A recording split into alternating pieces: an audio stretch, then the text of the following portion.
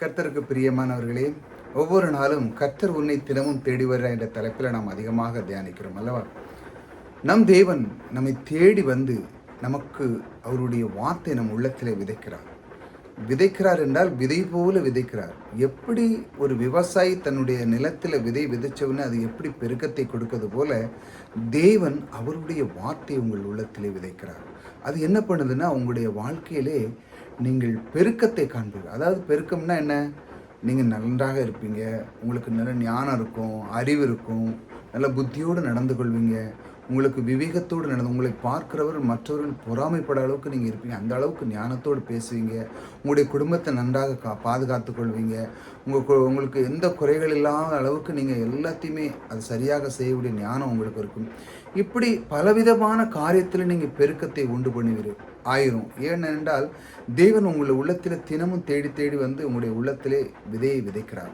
ஆகையால் நீங்கள் இந்த கேட்டுட்டு இருக்கிறவங்க மிகப்பெரிய பாக்கியவான். ஏனென்றால் தேவன் உங்கள் உள்ளத்திலே அவர் வாசமாக இருந்து இந்த வார்த்தைகளை கேட்க ஒரு தூண்டுதலை கொடுத்திருக்கிறார் என்றால் அது மிகப்பெரிய ஒரு பாக்கியம். ஆகையால் இந்த தருணத்தில் நான் சொல்ல வேண்டியது என்னென்றால், இந்த மாதிரி ஒரு தேவன் நமக்கு விதையாய் தந்த அந்த வார்த்தைகளை விதையாய் தந்த தேவன் இன்று உள்ள காலகட்டத்தில் நம்முடைய வாழ்க்கையில் எல்லாமே இருக்குது அப்படின்னு நீங்கள் சொல்லலாம். எல்லாமே இருக்குது பிரதர், ஆனாலும் பாருங்கள், என்னுடைய வாழ்க்கையில் பொருளாதாரத்தில் நான் பின்தங்கிலாம் இருக்கேன்.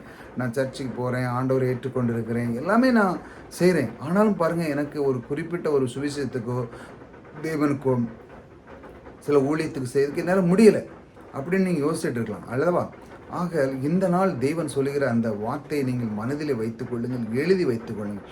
உங்களுடைய வாழ்க்கையிலே பொருளாதாரத்திலே இன்னும் நீங்கள் முன்னேற வேண்டும் என்றால், உங்களுடைய வாழ்க்கையிலே நீங்கள் பெருக்கத்தை காண வேண்டும் என்றால் பணத்தை விதையாக எண்ணி விதைக்க வேண்டும். ஏன் விதையாக எண்ணி விதைக்க வேண்டும் நீங்கள் கேட்கலாம். பணத்தை விதையாக விதைக்கணுமா? ஆம், தேவன் நம் அண்ட சராசரி படைத்த தேவன், வார்த்தையினால் உண்டு பண்ண அந்த தேவன், மரம் செடி கொடிகள் எல்லாம் அவர் சொல்லியிருக்கிறார், அதனதன் ஜாதியின்படி பிறப்பிக்க கடவுது என்று சொன்ன அந்த தேவன் இந்த பணத்தையும் விதை என்றே சொல்லிவிட்டார். இப்பொழுது கர்த்தருடைய வார்த்தை நீங்கள் விசுவாசிக்கிறீங்களா இல்லையா? விசுவாசித்து தான் ஆக வேண்டும். என்றால் உங்களுடைய வாழ்க்கையில் நீங்கள் இதை விசுவாசிக்கும் பொழுதுதான் அது பலனை கொடுக்கும். விசுவாசிங்கள். தேவனுடைய வார்த்தை சொல்லியிருக்கிறது, பணத்தை அவர் விதை என்றே கூறிவிட்டார். ஆகையால் நீங்கள் சோர்ந்து போகாதீர்கள். ஆகையால் அந்த விதைப்பு அறுப்பு என்கிற பிரமாணத்தின் அடிப்படையில் இந்த பணத்தை நீங்கள் விதையாக விதைக்கும் பொழுது, இப்போ நான் செய்கிற அந்த ஊழியத்துக்கு நீங்கள் விதையாக விதைக்கலாம். ஏனென்றால் அதில் நம்பர்லாம் கொடுத்துருக்குறேன். உங்களுக்கு இந்த சத்தியத்தை அறிந்திருக்கீங்க. இதன் மூலமாக உங்களுடைய வாழ்க்கை விடுதலை ஆகும்.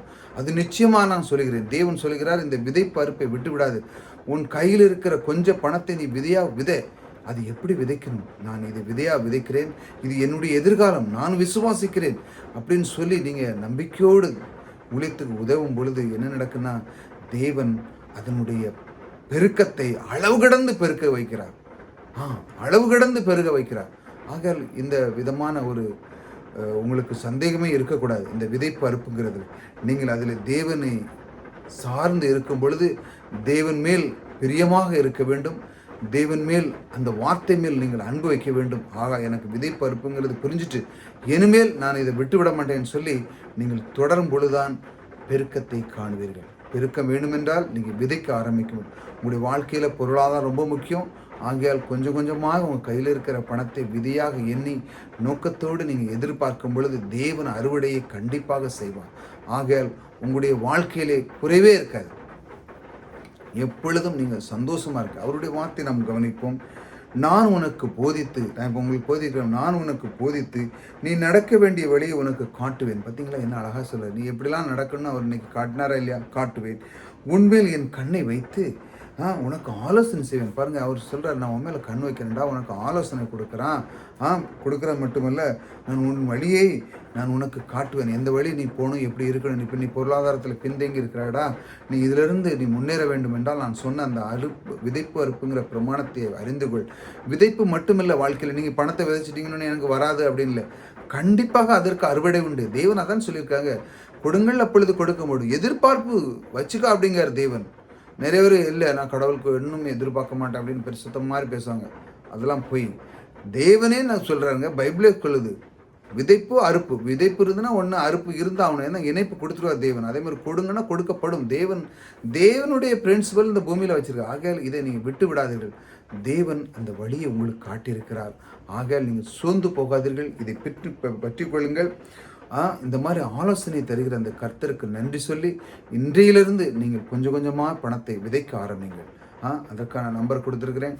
நீங்கள் விதைக்கும் பொழுது தேவனுடைய பிரமாணத்தை நீங்கள் அறிஞ்சிட்டு வச்சுங்களா, வேற நீங்கள் எவ்வளோ வேணுமோ அந்த அளவுக்கு நீங்கள் விதைச்ச அறுவடையை நீங்கள் எதிர்பார்ப்பீங்க. அதான் தேவன் சொல்கிறார், நான் கொடுத்த ஆலோசனை பற்றி கொள்ளிடான்னு சொல்லி உங்கள் மேல் இந்த மன உருகிற தேவன், உங்கள் மேல் அன்பாக இருக்கிற தேவன் உங்கள் மேல் இந்த வார்த்தை கூறுகிறார். இதை பற்றி கொள்ளுங்கள். புதிதாக வந்து சப்ஸ்கிரைப் பண்ணிச்சாங்க. விதை பருப்பை விட்டு விடாதீர்கள். கர்த்தர் உங்களோடு கூட இருக்கிறார். கர்த்தர் உங்களை ஆசீர்வதிக்கிறார்.